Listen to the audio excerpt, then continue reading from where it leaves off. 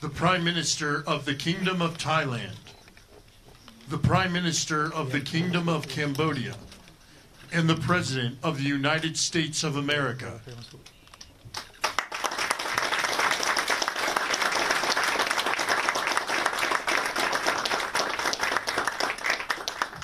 Well, this is so exciting because we did something that a lot of people said couldn't be done, and we saved maybe millions of lives on this one peace deal itself. And I'll tell you what makes me so happy is the two countries we're dealing with, and the third that helped so much. I appreciate so much.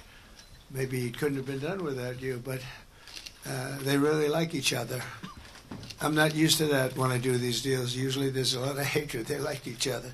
So it made it a little bit easier. But millions of people are alive today because of this peace treaty. So before I begin, I want to extend our deepest condolences to the Prime Minister, Newton, as well as His Majesty, the King of Thailand, and the entire nation on the passing of Her Majesty, Queen Sirikhet, the Queen Mother, and a beautiful, incredible woman who is so respected all over the world, actually respected. I know the people of Thailand will remember her forever as the embodiment of dignity, kindness, and grace. This just happened. But this is a woman who is so loved and respected.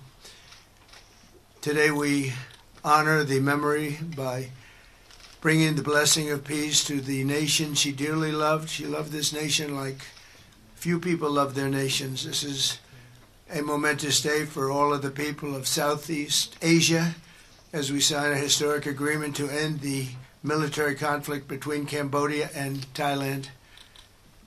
And we're so honored to be involved in that. It's so important to me. Two great countries, but they were going at it. I want to congratulate the two courageous leaders, and that's what they are. They were courageous, who are taking this monumental step. Prime Minister Hun Manet and Prime Minister Newton. I also want to thank Prime Minister Anwar of Malaysia. I called him right at the beginning and I said, you know, you have two countries that are fighting right next to you. We need a third place. We need a sort of a neutral place, right? And he was there, and I said to him, you know, if we get this solved, I'm coming to your country. And I told the truth, didn't I? A lot of times they say that, and that's the last you ever see. But I felt I had an obligation to come because you were so great, and the two men alongside of you are so great. Historic figures now, really historic figures. So I felt it was an obligation I had. I told it to you. That was about a year ago, and all of this has taken place. It's been so beautiful to see. It had started, and there was a lot of killing. And then when we got it stopped very quickly in this case, some we did in 32 years. Took 32 years to get them stopped. They were fighting for a long time. This was very nasty, but it was stopped very quickly before it started. And the two leaders have great respect for each other. But the Prime Minister played a very important role in helping convene the two sides for discussions here in Kuala Lumpur.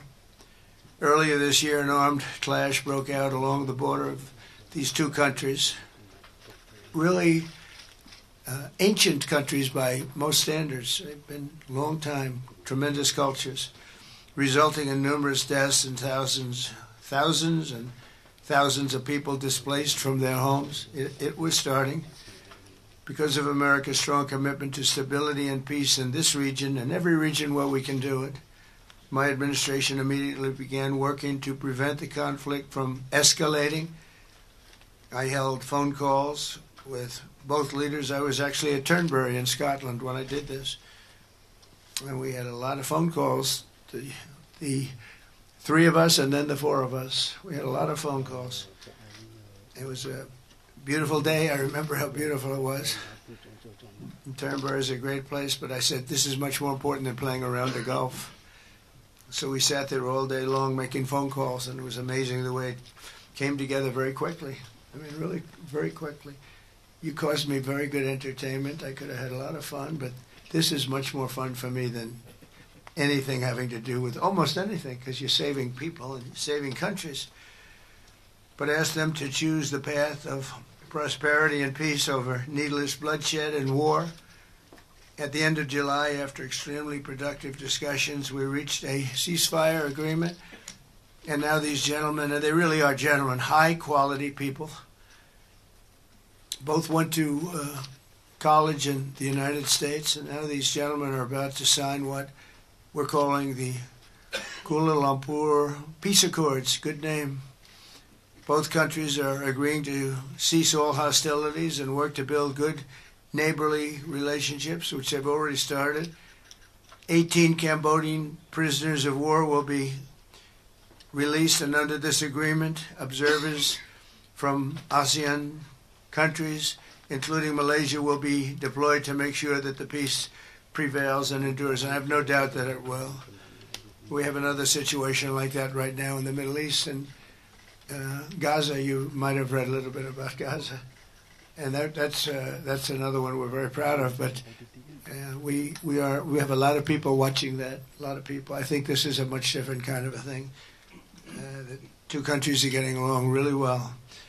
Today, alongside this peace treaty, we also are signing a major trade deal with Cambodia and a very important critical minerals agreement with Thailand. The United States will have a robust commerce and cooperation transactions, lots of them, with both nations as long as they live in peace. And I really feel that when we make deals, we see two countries that we do a lot of business with. We do a lot of business with both of them. We have to use that business to make sure they don't get into wars. But this is going to be a very long peace. So as you know, this is one of 8 wars that my administration has ended in just 8 months. We're averaging one a month. There is only one left. Although I heard that Pakistan and Afghanistan have started up, but I'll get that solved very quickly. I know them both, and the Pakistan, the Field Marshal and the Prime Minister are great people, and I have no doubt we're going to get that done quickly. That one started up a few days ago.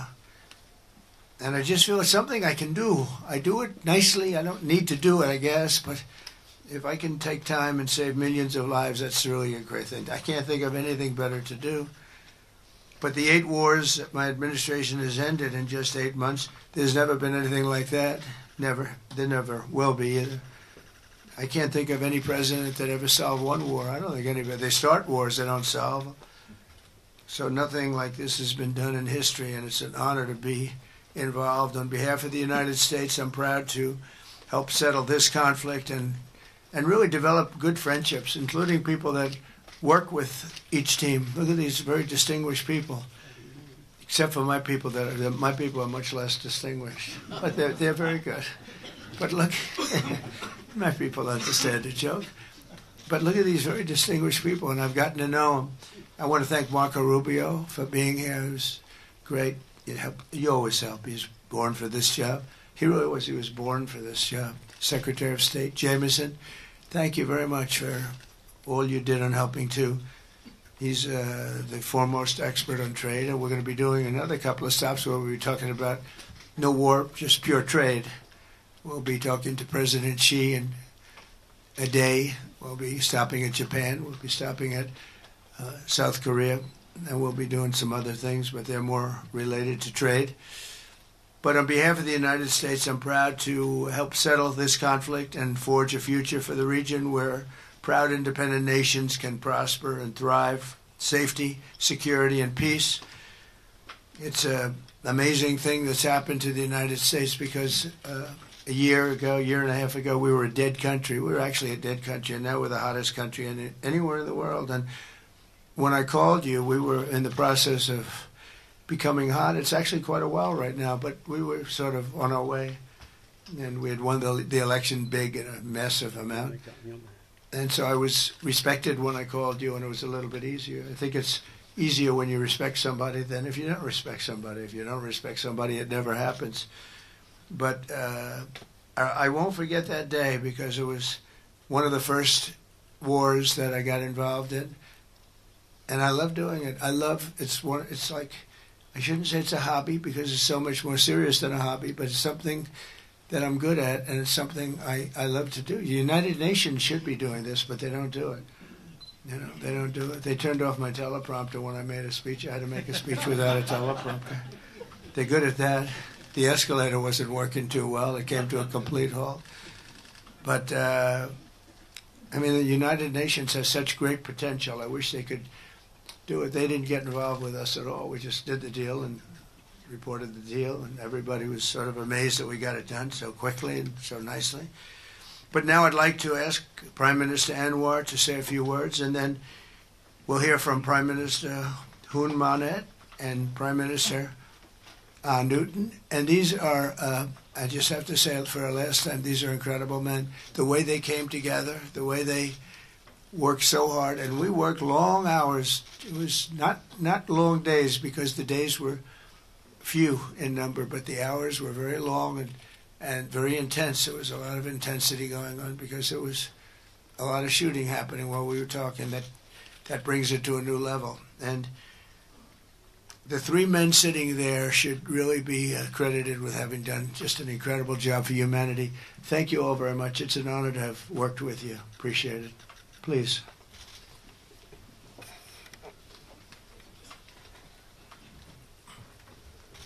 Thank you, President Donald J. Trump, for giving us this honor. And on behalf, of course, Malaysia and our colleagues in ASEAN, I must thank you for your concern, for your empathy, and for your commitment to support this peace deal. When I first received your call, and then urging me to do more in supporting our initiative, and you personally did call both Prime Ministers to urge for a speedy peace settlement, I would say a great thank you. And we, of course, admire your tenacity, your courage, because the world needs leaders who promote peace strongly. And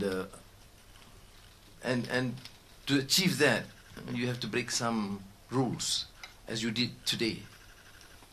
When President arrived, he asked me to join him in the car. I said, that's against the security and protocol rules. And he was delighted to break the rules, and I... It was a nice ride. And we share a lot of things in common. I was in prison, but he almost got there. But very good exchanges on a number of issues. Of course, priorities, of course, the peace deal. Thank you, both Prime Ministers. You did a great job.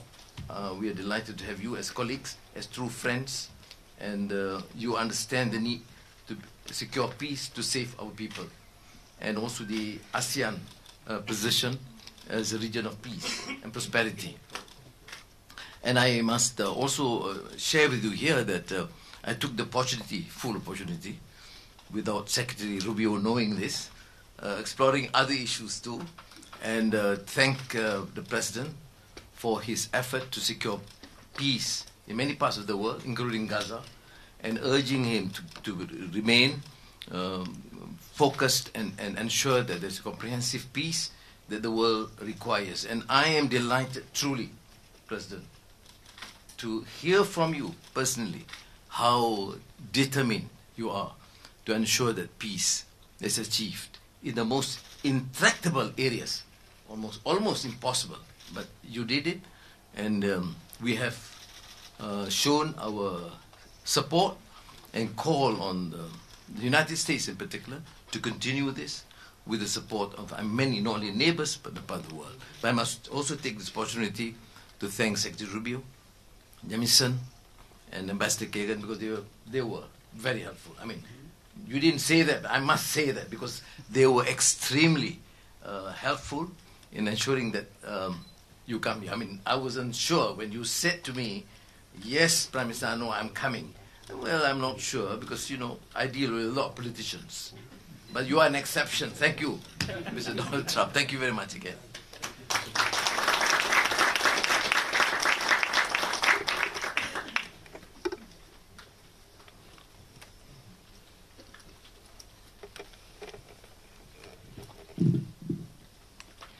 President Donald Trump, Prime Minister Anwar Ibrahim, Prime Minister Anutin Chanvirakul, Excellencies, ladies and gentlemen. Today marks a historic moment, profound significance for Cambodia and Thailand. A day that reaffirms our shared conviction that peace is always possible when nations have the courage and wisdom to pursue it together. On behalf of the Cambodian peoples, I wish to express my deepest gratitude to President Donald J. Trump for his decisive leadership and steadfast commitment to supporting the lasting peace between Cambodia and Thailand, and for his tireless efforts to make it a reality. I also wish to convey my sincere appreciations to Prime Minister Anwar for his unwavering support and facilitation throughout this peace process until successful conclusions. I further extend my appreciations to my ASEAN colleague, China, and other partners who have been supporting the ceasefire from the beginning. The principles that underpin this joint declaration are those that Cambodia holds dear. That no matter how difficult or complex our dispute may be, they must always be resolved through peaceful means in full conformity with existing treaties and international law. Cambodia reaffirms a strong commitment to fully and faithfully implementing these joint declarations and to continuing to work closely with Thailand and all our partners to ensure that this peace endures and brings tangible benefit to our peoples. We look forward to continued support and contribution of international communities and partners to fruitful realizations of the joint declarations. As we speak, I think our two commanders are discussing on the possibility of start of withdrawal, partial withdrawal of the first phase of our heavy weapons as an indication of our willingness to show that the execution of the joint declarations. At the same time, I strongly hope for the prompt release of our 18 soldiers on humanitarian grounds and as agreed in the joint declarations. Finally, recognizing your unwavering dedications and resolute effort to promote peace, and not only between Cambodia and Thailand, but also among other nations, and reflecting the gratitude of the Cambodian peoples, I have nominated President Donald J. Trump for the Nobel Peace Prize. And he, like I say, peace saved life. And this is the wish of our Cambodian people as appreciations for the President. So thank you very much, Mr. President. Thank you.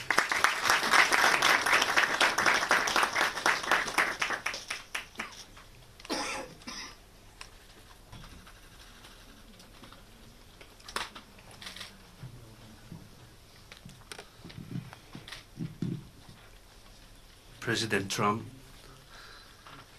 Prime Minister Anwar, Prime Minister Hun Manet, Excellencies, distinguished colleagues, today marks a new chapter for Thailand and Cambodia.